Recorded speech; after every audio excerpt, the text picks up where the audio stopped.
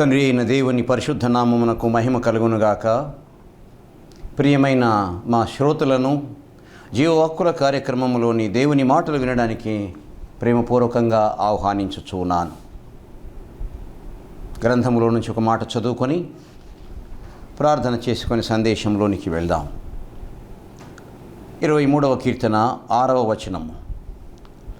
నేను బ్రతుకు దినములన్నీయు కృపాక్షేమములే నా వెంట వచ్చును. ప్రార్థన చేద్దాం. కృపాభరితుడవైన తండ్రి, క్షేమము కలుగచేయు మా దేవా, నీ నామమునకు వేలాది వందనములు, స్తుతులు, స్తోత్రములు చెల్లిస్తున్నా. నీ కృప లేకపోయినట్లయితే మేము జీవించేవారము కాదు, జీవితంలో కొనసాగేవారము అసలే కాదు తండ్రి. విశ్వసిస్తున్నాము, నమ్ముతున్నాము, నీ సన్నిధిలో ఉండి ప్రార్థిస్తున్నాము తండ్రి. మీరు ఇచ్చినటువంటి తరుణాన్ని బట్టి, నీ మాటలు మాట్లాడుటకు ప్రభువా మీరు నిలువబెట్టిన విధానాన్ని బట్టి మీకు స్తుతులు చెల్లిస్తున్నాం. మా ప్రభువా, మా దేవా, మమ్మల్ని మా శ్రోతల్ని ఒకసారి జ్ఞాపకం చేసుకోండి తండ్రి. నీ మాటలు నాకు, మాకు, మా శ్రోతలకు ప్రభువా మీరు వినిపింపచేయండి. మీ మాటల్లో జీవం ఉందయ్యా, మీ మాటల్లో శక్తి ఉంది ప్రభువా, మీ మాటల్లో బలం ఉంది ప్రభువా. యేసు, అనుగ్రహించు, మాట్లాడు, బోధించు. వినగలిగినటువంటి ఆయన చెవిని, సిద్ధమైన హృదయాన్ని, పరిశీలించగలిగినటువంటి వివేచనను మాకు ప్రసాదించుమని యేసు నామమున ప్రార్థిస్తున్నాము తండ్రి. ఆమేన్. నేను బ్రతుకు దినములన్నీయు కృపాక్షేమములే నా వెంట వచ్చును. ఇది దావీదు 23వ కీర్తనలో వ్రాసినటువంటి మాట.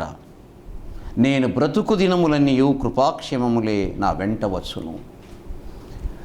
ఈ మాట ఎంత నిరీక్షణాస్పదమైనటువంటిదో చెప్పలేమండి. చాలా నిరీక్షణాస్పదమైనటువంటిది, లేదా నిరీక్షణను తెలుపు పదం. నిరీక్షణ అంటే ఇంగ్లీష్లో హోప్ అంటారు, ఇతర భాషల్లో ఏమో అయితే తెలియదు, కానీ క్రైస్తవ జీవితంలో నిరీక్షణ అనే పదము చాలా చాలా ప్రాముఖ్యమైంది, అవసరమైంది కూడా. తప్పక ఉండాలి. దానితో సంబంధం ఉన్నటువంటి మరి 2 పదాలను గురించి కొంచెము తెలుసుకుందాం. దీనికి సంబంధించినటువంటి 2 పదాలు ఉన్నాయి. విశ్వాసము, నిరీక్షణ. విశ్వాసము, నమ్మకము. ఈ నిరీక్షణ పదమునకు సంబంధితమైనటువంటి 2 పదాలు, విశ్వాసం ఒకటి, నమ్మకము ఒకటి. సాధారణ లేక వ్యావహారిక భాషలో చెప్పాలంటే విశ్వాసము అంటే, విశ్వాసం అనగా వినిన విషయము కానీ, గమనించినటువంటి విషయము కానీ, గమనించిన ఒక వ్యక్తిని కానీ, లేదా గమనించిన ఏదేని ఒక అంశమును గురించినటువంటి అభిప్రాయము నిజమే కాబోలు, అది ఇలాంటిది కాబోలు అని ఒక ప్రాథమికమైనటువంటి అభిప్రాయము మనసులో కలిగినట్లయితే దాన్ని విశ్వాసం అంటారు. విశ్వాసము ఇది సాధారణ భాషలో చెప్పాలంటే, విన్నాము, గమనించాము, ఆ వ్యక్తి, ఆ విషయము, ఆ సందర్భము నిజమే, అవును కదా, అవును కాబోలు, వాస్తవం అయిండొచ్చు అని ప్రాథమికమైనటువంటి అభిప్రాయం ఒక వ్యక్తి హృదయంలో కలిగినట్లయితే దాన్ని విశ్వాసము అని అంటారు. మరి నమ్మకం అనే పదము ఇంకొకటి ఉంది. విశ్వాసానికి, నమ్మకానికి బహిర్గతంగా చూసినట్లయితే తేడా కనిపించదు, కానీ అంతర్గతంగా చూసినట్లయితే తేడా కనపడుతుందండి. కలిగిన విశ్వాసమును రుజువు చేయడానికి అది మాటల ద్వారా కానీ, ప్రవర్తన ద్వారా కానీ, జీవితము ద్వారా కానీ, ఏదేని ఒక కార్యము ద్వారా వ్యక్తపరచినట్లయితే దానిని నమ్మకము అని అంటారు. నమ్మకము అని అంటారు. క్రియలు కానీ, ప్రవర్తన కానీ, జీవితం కానీ, ఇంకేదైనటువంటి జీవన ప్రక్రియ ఆ విశ్వాసాన్ని తెలియచేయగలిగినట్లయితే దాన్ని నమ్మకము అని అంటారు. మరి నిరీక్షణ, విశ్వాసము, నమ్మకము ఈ 2 కలిసి ప్రయాణము చేసి ఏ గమ్యమునకు చేరాలని కోరుకుంటాయో ఆ గమ్యాన్ని నిరీక్షణ అని అంటారు. ఇది సాధారణమైనటువంటి మాటల్లో అర్థం కావడానికి చెప్పుకోవడం. నా ప్రియమైనటువంటి వారలారా, లోతైనటువంటి నమ్మకము, గాఢమైనటువంటి నమ్మకము, పట్టు సడలని నమ్మకము, విశ్వాసము నమ్మకము రెండు కలిసి ప్రయాణము చేసి ఏ గమ్యమునకైతే చేరతాయో దాన్ని నిరీక్షణ అని అంటారు. నిరీక్షణ క్రైస్తవులకు ప్రాముఖ్యమైనది, తప్పనిసరిగా ఉండవలసినది, కావలసినది నిరీక్షణ. నా ప్రియమైనటువంటి వారలారా, విశ్వసించినది జరగవచ్చు, జరగకపోవచ్చు. నమ్మినది కూడా కొంతవరకు జరగవచ్చు, జరగకపోవచ్చు. కానీ నిరీక్షించినది మాత్రము తప్పనిసరిగా జరుగుతుంది. ఎందుకంటే అది గురి తప్పని నమ్మకము, సడలింపు లేని నమ్మకము. నా ప్రియమైనటువంటి వారలారా, క్రైస్తవ జీవితానికి ఈ నిరీక్షణ అవసరమై ఉంది. అయితే ఈ నిరీక్షణ గురించి ఒక గట్టి అభిప్రాయం, ఒక బలమైనటువంటి అభిప్రాయం మన హృదయంలో కలగాలి అంటే నిరీక్షణాస్పదులైనటువంటి, నిరీక్షణ కలిగినటువంటి మన పితరులను కొంతమందిని మనము తెలుసుకోవడం చాలా మంచిది, ఉత్తమము కూడా. నా ప్రియమైనటువంటి వారలారా, అడవిలో మోషే అడుగుతాడు, నువ్వెవరు అని దేవుణ్ణి అడుగుతాడు. నేను వెళ్ళి ఐగుప్తులో ఉన్న ఇశ్రాయేలీలతోనూ ఫరోను సంప్రదించి ఇశ్రాయేలీయులను ఐగుప్తులో నుంచి వెలుపలికి తీసుకొని రావడానికి నేను వెళ్తే, నేను ఒకవేళ ఇశ్రాయేలీలతో మాట్లాడినట్లయితే నిన్ను పంపినటువంటి ఆ దేవుడు ఎవరని వారు అడిగితే నేనేం చెప్పాలి అని దేవుడిని అడుగుతాడు. ఆ మిద్యాను అడవిలో గొర్రెలు కాచుకుంటున్నటువంటి మోషే అప్పుడు అంటాడు దేవుడు, నీ పితరులైనటువంటి అబ్రహాము దేవుడను, నీ పితరుడైనటువంటి ఇస్సాకు దేవుడను, నీ పితరుడైనటువంటి యాకోబు దేవుడను. అంటే అంతటి గొప్ప విశ్వాసము కలిగిన, నమ్మకము కలిగిన, నిరీక్షణ కలిగినటువంటి వారు అబ్రహాము, ఇస్సాకు, యాకోబు. వారి దేవుడనయ్యా నేను, వారి దేవుడను అని చెప్తాడు. ఈ అబ్రహామునకు మొట్టమొదటి వ్యక్తిగా దేవుడు తనను గురించి చెప్పుకునేటప్పుడు, తనను గురించి పరిచయం చేసుకునేటప్పుడు నేను అబ్రహాము దేవుడను అంటాడు. ఈజ్ ఈ సో గ్రేట్ మ్యాన్? అంత గొప్పవాడా అబ్రహాము? అంత నిరీక్షణ కలిగిన వాడా? అంత విశ్వాసం, నమ్మకం కలిగినటువంటి వ్యక్తియా అబ్రహాము? నో డౌట్, అనుమానమే లేదు. అంత గొప్పవాడు. చూడండి నా ప్రియమైనటువంటి వారలారా, అంత గొప్ప నిరీక్షణ కలిగినటువంటి వారు, వారిలో ప్రథమంగా అబ్రహాము వంటి వారు ఉండరేమో కాదు, ఉండరు. నిజంగా చెప్పాలంటే ఎందుకని చెప్పగలము? అంతటి నిరీక్షణ కలిగి ఉన్నాడు కనుక. ఏమిటి, ఎందుకని, ఎక్కడ ఆయన కలిగినటువంటి గొప్ప నిరీక్షణను మనం ఎక్కడ చూడగలం గ్రంథములో? నా ప్రియమైనటువంటి వారలారా, హెబ్రీ పత్రిక 1వ అధ్యాయం 11వ అధ్యాయం 8వ వచనములో ఈ మాట రాయబడింది. విశ్వాస వీరుల గురించి ఏ అధ్యాయం అయితే తెలియజేస్తుందో బైబిల్ గ్రంథంలో, ఆ అధ్యాయమే హెబ్రీ పత్రిక 11వ అధ్యాయము 8వ వచనములో, అబ్రహాము పిలువబడినప్పుడు విశ్వాసమును బట్టి ఆ పిలుపుకు లోబడి తాను స్వాస్థ్యముగా పొందనైన ఆ ప్రదేశమునకు బయలు వెళ్ళెను, మరియు ఎక్కడికి వెళ్ళవలెనో అది ఎరుగక బయలు వెళ్ళెను. చాలా గొప్ప సాక్షార్థమైనటువంటి మాట అబ్రహామును గూర్చి. ప్రియమైనటువంటి వారలారా, దేవుడు అబ్రహాముతో కనబడినటువంటి సందర్భం ఏంటంటే ఆదికాండం 12వ అధ్యాయం. అబ్రహామా మొదటి పిలుపులోనే తల ఉంచుతాడు, విధేయత చూపుతాడు. నేను చూపించు దేశం, నీ దేశాన్ని వదిలిపెట్టు, నీ తండ్రి ఇంటిని వదిలిపెట్టు, నీ బంధువులను వదిలిపెట్టు, నీ ఆస్తిపాస్తులను వదిలిపెట్టు, నీకున్న సమస్తమును వదిలిపెట్టి నేను చూపించు దేశమునకు నీవు వెళ్ళు. నేను నిన్ను ఆశీర్వదిస్తాను, నువ్వు అనేకులకు ఆశీర్వాదకరంగా ఉంటావు. నువ్వు ఆశీర్వదించు వారిని నేను ఆశీర్వదిస్తాను, నేను శపించు వారిని నేను శపించదను. ఇది మొట్టమొదట దేవుడు అబ్రహాముతో మాట్లాడినటువంటి మాట. అయితే అబ్రహాము దేవుడు మాట్లాడిన ఆ మాట మొదటిసారిగా వింటున్నప్పుడు నీవెవరు అనాలి కదా, అనలేదు. అదే మోషే అన్నాడు, నీవెవరు అని వారు అడిగితే నేనేం చెప్పాలి?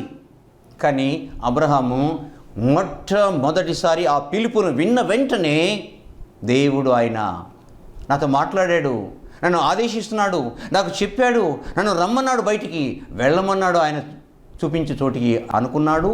అంతే తప్ప ఎంత మాత్రము నన్ను ఎందుకు పిలుస్తున్నావు, ఎక్కడికి వెళ్ళాలి, ఎవరు అసలు, నేను నా దేశాన్ని ఎందుకు వదిలిపెట్టాలి, నా తల్లిదండ్రులు ఎందుకు వదిలిపెట్టాలి, నా బంధువులను ఎందుకు వదిలిపెట్టాలి, నా ఆస్తిని ఎందుకు వదిలిపెట్టాలి, అసలు నేను ఎందుకు వెళ్ళాలి, నా వయసు చూడబోతే 75 సంవత్సరాలే, నా భార్య వయసు చూడబోతే 66 సంవత్సరాల వయసులో ఉంది, మేము ఇలా వెళ్ళడం ఏంటి అనలేదు.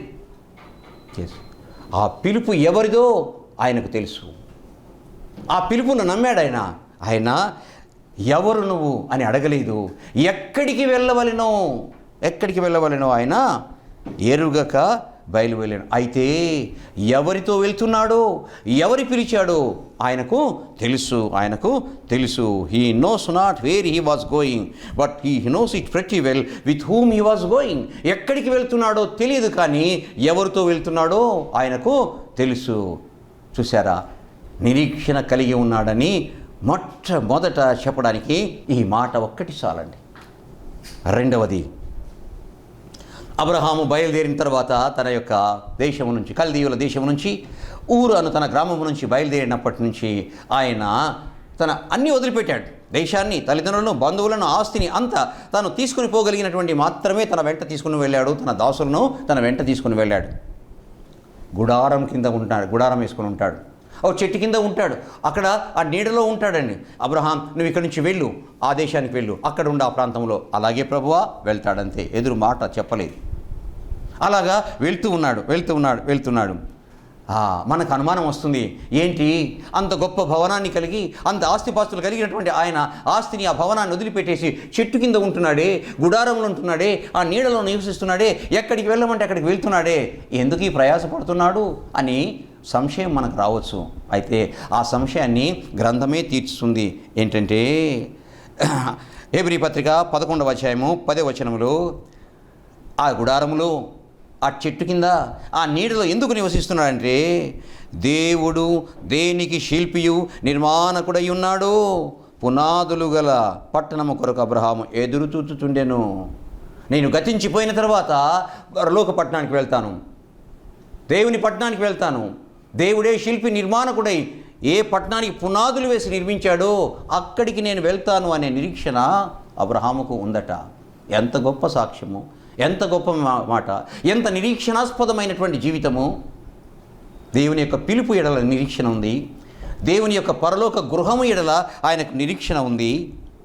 ఆ తర్వాత ప్రియమైన వారలారా, తన సహోదరుడైనటువంటి లోతు సొదొమ గొమొర్రాలో ఉంటాడు. ఒకానొక సందర్భంలో ఇతర రాజులు వచ్చి ఆ సొదొమ గొమొర్రాల పట్టణాన్ని నాశనం చేసి దోచుకొని, ప్రజలను, ఆస్తిని, సొమ్మును దోచుకొని వెళ్ళిపోతారండి. అబ్రహాముకు చెవికి వస్తుంది, ఏంటంటే నీ సహోదరుడైనటువంటి లోతు ఈ విధంగా దోచుకొనబడ్డాడయ్యా, ఆ పట్టణం దోచుకొనబడింది అయ్యో అనే సమాచారం వచ్చిన తర్వాత అబ్రహాము తన దగ్గర ఉన్నటువంటి సేవకులను తీసుకొని, ఏ రాజులైతే సొదొమ గొమొర్రాల పట్టణాన్ని ధ్వంసము చేసి, నాశనం చేసి తీసుకొని వెళ్ళారో సంపదను, వారిని వెంటాడి, వారిని జయించి మనుషులను, ఆస్తిని, సమస్తమును తీసుకొని వస్తాడు. వచ్చిన తర్వాత సొదొమ గొమొర్రా రాజు ఏమంటాడంటే, ఇదిగో నువ్వు వెళ్ళి తీసుకొని వచ్చావు కదా, నా జనులను నాకు ఇచ్చేసేయి, ఆ తెచ్చినటువంటి సంపద నువ్వే తీసుకో అంటే ఎంత మాట అంటాడంటే అబ్రహాము. ఆదికాండము 14వ అధ్యాయం 23వ వచనములో, నేనే అబ్రహామును ధనవంతునిగా చేసితివని నీవు చెప్పకుండానట్లు ఒక నూలు పోగైనను, చెప్పుల వారైనను నీ వాటిలో ఏదైనను తీసుకొననని ఆకాశమునకు భూమికి నీ సృష్టికర్తయగు సర్వోన్నతుడును దేవుడైన యెహోవా ఎదుట నా చెయ్యి ఎత్తి ప్రమాణము చేసి ఉన్నాను. రేపు నువ్వే అంటావు, అబ్రహామును ధనవంతుడు చేసింది నేనే అని అంటావేమో. ఆ మాట అనిపించుకోవడం నాకు ఇష్టం లేదు. అందువలన భూమికిని, ఆకాశానికి సృష్టికర్త అయినటువంటి ఆ సర్వోన్నతుడైనటువంటి దేవుడు నాకుండగా, అంత గొప్ప ధనవంతుడైన దేవుడు నాకుండగా, నాకెందుకు ఈ ధనము, నాకెందుకు ఈ ఆస్తి, తీసుకో నువ్వే, వద్దు నేను తీసుకోను, నా దేవునితో ప్రమాణం చేస్తున్నాను అంటాడు. ఎంత గొప్ప నిరీక్షణ నా ప్రియమైన వారలారా. అందువల్లే అబ్రహాము విశ్వాసులకు పితామహుడయ్యాడు. నా ప్రియమైన వారలారా, ఆదికాండం 22వ అధ్యాయానికి వెళ్తే అక్కడ దేవుడు పిలుస్తాడు, అబ్రాహాం, చిత్తము ప్రభువా, ఇదిగో నేను చూపిస్తున్నటువంటి ఒకానొక ఆ పర్వతం మీదకి వెళ్ళి నీ యొక్క కుమారుడైనటువంటి ఇస్సాకును దహన బలి ఇవ్వు. చాలా బాధకరమైనటువంటి మాట, కన్నీళ్లు తెప్పించే మాట, హృదయంలో రోధించే మాట. ఎవరైనా కన్న కుమారుణ్ణి, అది కూడా లేక పుట్టిన కుమారుణ్ణి, అది కూడాను ఏకైక కుమారుణ్ణి, అది కూడాను బహుగా ప్రేమించు ఇస్సాకును దహన బలియమంటే ఇవ్వగలడా? లేదే. 99 సంవత్సరాల వయసులో తాను పొందినటువంటి కుమారుడు, ఏకైక కుమారుడు, చాలా ఇష్టమైన కుమారుడు, ఎంత ప్రేమించాడో. వాగ్దాన పుత్రుడు అటువంటి కుమారుణ్ణి దహన బలి, మామూలు బలి కాదు, దహన బలి ఇవ్వమంటే ఇవ్వగలడా? ఏం మాట్లాడలేదు. ఓకే, అలాగే ప్రభువా. కుమారుని తీసుకున్నాడు, పని వాళ్ళని తీసుకున్నాడు, గాడిదలను తీసుకున్నాడు, గాడిదల మీద ఆ కర్రలు వేసుకున్నాడు. సరిగ్గా మోరియా పర్వతం దగ్గరికి వెళ్తాడు. ఆ దాసులతో చెప్తాడు, మీరు ఇక్కడే ఉండండి, మీరు గాడిదలు ఇక్కడే ఉండండి. అక్కడ అంటాడు, ఏమన్నాడంటే ఆదికాండం 22వ అధ్యాయం 5వ వచనములో చక్కని మాట వ్రాయబడింది. ఆదికాండం 22:5లో, నేనును ఈ చిన్నవాడును అక్కడికి వెళ్ళి దేవునికి మ్రొక్కి వచ్చేదము. నేనును ఈ చిన్నవాడును అక్కడికి వెళ్ళి దేవునికి మ్రొక్కి వచ్చేదము అంటే బలి ఇవ్వడానికి కాదా?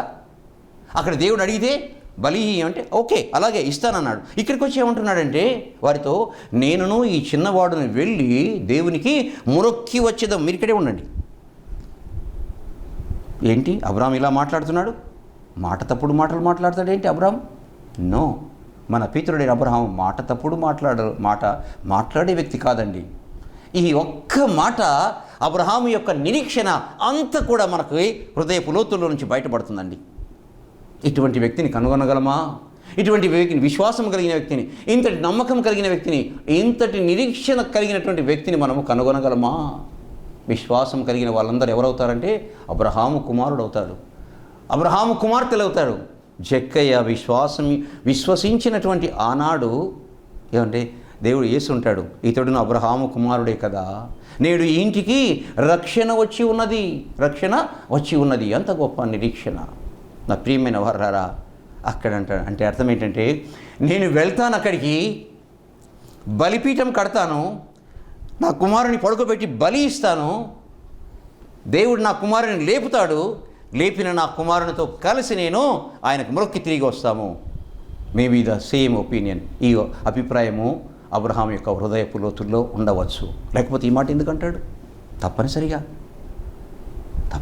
నా ప్రియమైన వారలారా, ఆయన యొక్క నిరీక్షణకు ఇంకొక ఉదాహరణ. ఇస్సాకు పెద్దవాడవుతాడు, వివాహపు వయసు వస్తుంది, ఓ అమ్మాయిని తెచ్చి పెళ్లి చేయాలి. తన దాసులలో పెద్దవాడైనటువంటి ఎలియాజర్ని పిలుస్తాడు.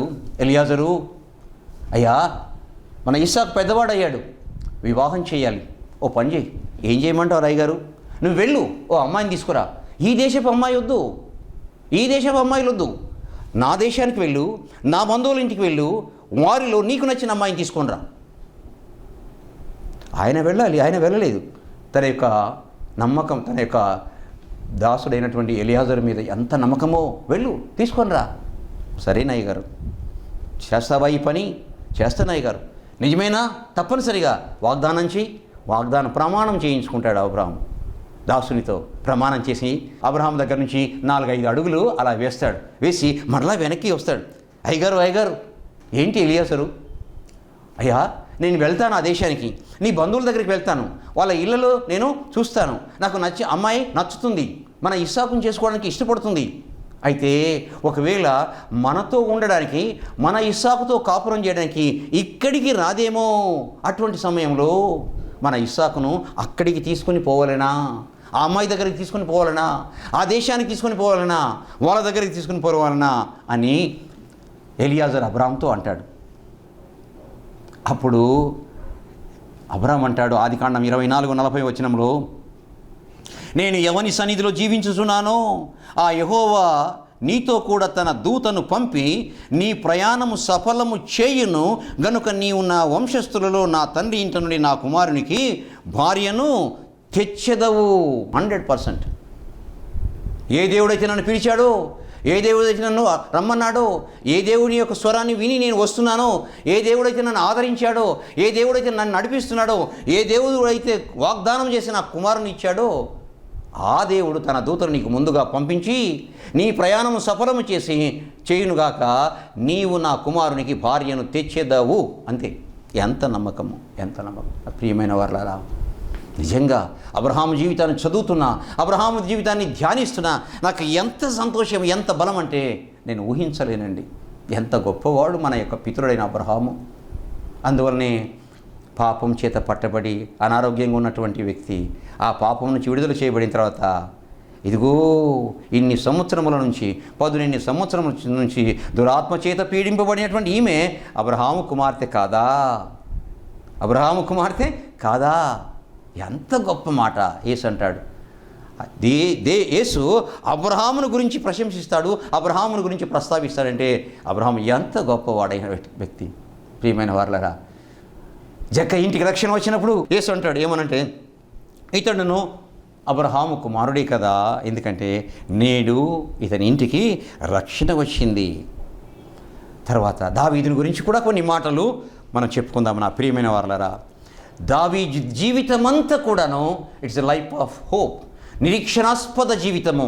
23వ అధ్యాయానికి వచ్చినట్లయితే, యెహోవా నా కాపరి, నాకు లేమి కలుగదు. ఆయన నా కాపరిగా ఉండగా నాకు ఏ కొరత ఉండదు, ఏ లేమి ఉండదు. పచ్చిక గల చోట్ల ఆయన నన్ను పరుండు చేయును, శాంతికరమైన జలముల యొద్ద ఆయన నన్ను నడిపించును, నా ప్రాణమునకు ఆయన సేద తీర్చును. చిరకాలము నేను యెహోవా మందిరములో నివాసము చేసేదను. వాట్ ఏ గ్రేట్ హోప్, ఎంత గొప్ప నిరీక్షణ. ఇంకా అంటాడు దావీదు 20వ కీర్తన 1వ వచనములో తన యొక్క మాట విన్నట్లయితే ఎంత ధైర్యం మనకు వస్తుందంటే, ఆపత్కాలమందు యెహోవా నీకు ఉత్తరం ఇచ్చునుగాక. గాక, ఈ గాక అనే పదం మాట ఎప్పుడు ఉపయోగిస్తామంటే సంపూర్ణమైనటువంటి నిరీక్షణ కలిగినప్పుడు, 100% నిరీక్షణ. యాకోబు దేవుని నామము నిన్ను ఉద్ధరించునుగాక. నిరాశతో, నిస్పృహతో, బాధ వేదనతో ఉండి దిగులుగా ఉన్నప్పుడు ప్రాణంతో చెప్తాడు దావీదు. తన ప్రాణంతో అంటాడు, ఏమన్నాడంటే, నా ప్రాణమా నీవేళ కృంగి ఉన్నావు, నాలో నీవేళ తొందరపడుచున్నావు, దేవుని యందు నిరీక్షణ ఉంచుము. నా ప్రాణమా నీవేళ కృంగి ఉన్నావు, ఎందుకు తొందరపడుతున్నావు, దేవుని యందు నిరీక్షణ ఉంచుము ప్రాణమా అని తన ప్రాణాన్ని ఓదార్చుతాడు దావీదు. ఎంత నిరీక్షణ కలిగినటువంటి వ్యక్తి, ఎంత నిరీక్షణ కలిగినటువంటి వ్యక్తి. నిరీక్షణ కలిగిన వారంటే ఆయనకు చాలా చాలా ఇష్టము. నిరీక్షణ గల వారి యొక్క ప్రార్థన వింటాడు ఆయన. నిరీక్షణ గల వారి కొరకు ఆయన ఎదురు చూస్తాడు ఆయన. నిరీక్షణ గల వారితో ఉంటాడు ఆయన. నిరీక్షణ గల వారితో కలుస్తాడు ఆయన. నిరీక్షణ గల వారితో ఆయన నడుస్తాడు. నిజమేనా? 100% నిజమేనండి. నిరీక్షణ కలిగిన వాడు. నా ప్రియమైనటువంటి వారలారా, యేసు ప్రభువుల వారు శిలువ మరణమును పొందాడు. అయిన తర్వాత ఆయన పునరుద్ధరణుడై లేచాడు. లేచిన తర్వాత చాలామందికి కనిపించాడు. అయితే ఆ ఎమ్మాయి గ్రామానికి వెళ్తున్నటువంటి వారికి ఎందుకు కనబడవలసి వచ్చింది? వారి శిష్యుల, బంధువుల, ఆ తర్వాత ఇంకా ఏమైనా ప్రత్యేకత ఉందా వాళ్ళకు? మరి వారితో ఎందుకు కలవాల్సి వచ్చింది? ఆయన వారితో ఎందుకు నడవవలసి వచ్చింది? ఆయన వారితో ఎందుకు మాట్లాడవలసి వచ్చింది? ఆయన ఎందుకు వారితో వెళ్ళాలి వాళ్ళ గృహానికి? వారితో ఎందుకు ఉండాలి? వారితో ఎందుకు రొట్టె తినాలి, రొట్టె విరవాలి? What is the reason? ఎందుకని చాలామంది ఉన్నారు కదా. తన తల్లి ఉంది, ఆమె కనపడవచ్చు. ఇంకా చాలామంది ప్రముఖులు ఉన్నారు కదా, వారితో కలుస్తాడు. ఎందుకని కలుస్తాడు? నడుస్తాడు, మాట్లాడతాడు, ఆతిథ్యాన్ని అంగీకరించి వాళ్ళ యొక్క గృహానికి వెళ్తాడు. ఎందుకంటే వారితో ఆయన వెళ్తూ ఉన్నప్పుడు వారి సంభాషణలో ఏంటి దిగులుగా ఉన్నారు, ఎవరి గురించి మాట్లాడుకుంటున్నారు, ఏంటా దిగులు, ఎందుకని దిగులు, ఎందుకు మీరు ఇలా మాట్లాడుతున్నారని చెప్పేసి యేసు వారిని ప్రశ్నించినప్పుడు వారు అంటారు, ఏమన్నారంటే, లూకా సువార్త 24వ అధ్యాయము 19-20 వచనాల్లో మేమేమనుకుంటున్నామంటే ఆయన గురించి, ఆయన దేవుని ఎదుటను ప్రజలందరి ఎదుటను క్రియలోను వాక్యములోను శక్తిగల ప్రవక్త అయి ఉండెను. మన ప్రధాన యాజకులను అధికారులను ఆయనను సిలువకు ఏలాగు మరణశిక్ష అప్పగించురో నీకు తెలియదా? ఇశ్రాయేలును విమోచించబోవాడు ఈయనే అని మేము నిరీక్షించి ఉంటిమి. ఇదండి వారి యొక్క హృదయపు లోతుల్లో ఉన్న నిరీక్షణ. ఇశ్రాయేలును విమోచించబోవాడు ఆయనే అని మేము నిరీక్షించి ఉంటిమి. ఎంత గొప్ప నిరీక్షణ! ఆ నిరీక్షణతో ఉన్నారు కాబట్టి దిగులుతో, బాధతో, వేదనతో యేసుని గురించి జ్ఞాపకం చేసుకుంటూ ఒకరినొకరు చెప్పుకుంటూ వస్తూ ఉన్నారు ఎమ్మాయి గ్రామానికి. నా ప్రియమైన వారలారా, ఎంత గొప్ప విషయం! అందుకు వారితో కనపడ్డాడు. సరే, ఇంకొక మాట ఏంటంటే, మధ్యాహ్నం వేళ ఒంటరిగా బావి దగ్గరికి వస్తుంది నీళ్ళ కొరకు. ఆమెతో ఎందుకు మాట్లాడాలి? ఆమెను ఎందుకు దర్శించాలి? ఆమెతో ఎందుకు ముచ్చటించాలి? ఆమెతో అంతసేపు మాట్లాడాల్సినటువంటి అవసరం ఏమిటి? ఏమిటి ప్రత్యేకత? చూడబోతే చాలా పనికిమాలిన వ్యక్తి కదా ఆమె. కానీ ఆమె హృదయములో యేసు ఎడల ఉన్నటువంటి నిరీక్షణ ఎంత గొప్పదో. ప్రభువా, బోధకుడా, యేసు ప్రభుతో మాట్లాడుతూ, ఇదిగో మా పితరులు ఇక్కడ ఆరాధించారయ్యా, మేమైతే ఇక్కడ ఆరాధిస్తున్నాము అంటే, మా పితరులు యెరూషలేములో ఆరాధించారు, మేమైతే ఇక్కడ ఆరాధిస్తున్నామంటే ప్రభు అంటాడు, అక్కడ కాదు, ఇక్కడ కాదు, ఆ కొండ కాదు, ఈ కొండ కాదు, ఆ దేవాలయం కాదు, ఈ దేవాలయం కాదు, దేవుడు ఆత్మ కనుక ఆత్మతోనూ సత్యంతోనూ ఆరాధించువారు ధన్యులు అని చెప్పేసి అన్నప్పుడు ఆమె అంటుంది, ఏమన్నదంటే యోహాను సువార్త 4వ అధ్యాయం 25వ వచనములో, అయ్యా, క్రీస్తనబడినటువంటి మెస్సయ్య వచ్చునని నేను ఎరుగుదును, ఆయన వచ్చినప్పుడు మాకు సమస్తమును తెలియజేయనని చెప్పగా యేసు ఎంత సంతోషపడతాడంటే, యేసు ఏమన్నాడంటే, నీతో మాట్లాడుచున్నా నేనే అని ఆమెతో చెప్పాను. ఎంత నిరీక్షణ ఉంది ఆమె గుండెలో, ఎంత నిరీక్షణ ఉంది ఆమె హృదయంలో. చూసారా, నిరీక్షణ గలవారంటే ఆయనకి ఎంత ఇష్టమో. నా ప్రియమైనటువంటి క్రైస్తవులారా, నా ప్రియమైనటువంటి శ్రోతలారా, యేసు ఎడల, మన దేవుని ఎడల మనకున్న నిరీక్షణ ఏమాత్రపుది? ఎలాంటి విశ్వాసం, ఎలాంటి నమ్మకము, ఎలాంటి నిరీక్షణ మనము కలిగి ఉన్నాము? ఇటువంటి నిరీక్షణాస్పదమైనటువంటి వ్యక్తులను మనం చూసిన తర్వాత మన నిరీక్షణ ఎటువంటిదో పరీక్షించుకునవలసిన వారమై ఉన్నాము, పరిశీలించుకునవలసిన వారమై ఉన్నాము. మన నిరీక్షణను పరీక్షించుకోవాలి. ప్రార్థన చేద్దాం. మహోన్నతుడా, జీవాధిపతి, నిరీక్షణాస్పదమైనటువంటి దేవా, నీ నామమునకు వేలాది వందనములు, స్తుతులు, స్తోత్రములైనా. మా జీవితం ఏపాటిది ప్రభువా? చిన్న జీవితము, కొద్దిపాటి విశ్వాసము. అయితే ప్రభువా, విశ్వాసము నమ్మకంగా మారాలి, నమ్మకము నిరీక్షణలోకి ఎదగాలి. మా పితరులను చూపించావయ్యా, అబ్రహామును, దావీదును, ఇంకా ప్రభువా అనేకులను. అయినా వారి యొక్క నిరీక్షణ జీవితాన్ని మాకు చూపించావు ప్రభువా. నిరీక్షణలో ఎదగడానికి మాకు సహాయం చేయనైనా. యేసయ్యా, నీవే ఎదిగింప చేయగలవయ్యా. నీ వాక్యము, నీ మాటలు ఎదిగింప చేయగలవు తండ్రి. వినుట, గ్రహించుట, అన్వయించుకొనుట, నిరీక్షణలో ఎదుగుటకు మాకు సహాయం చేయమని బోధించినటువంటి ఈ మాటలు ప్రభువా, శ్రోతల హృదయాల్లో నిరీక్షణ కలుగొచ్చే నీ యొక్క ఆత్మకార్యాన్ని వారి హృదయాల్లో జరిగించమని చేయమని యేసు నామమున ప్రార్థిస్తున్నాము తండ్రి. ఆమేన్. తండ్రి, కుమార, పరిశుద్ధాత్మ త్రియేక దేవుని కృప అనుగ్రహించబడి నిరీక్షణకు పునాది వేయునుగాక. ఆమేన్, ఆమేన్, ఆమేన్. మా address reverend doctor Y Manirao గారు, Emmanuel Baptist Church, Kranthinagar, Dargamitta, Nellore. మా సెల్ నంబర్ 9440254020.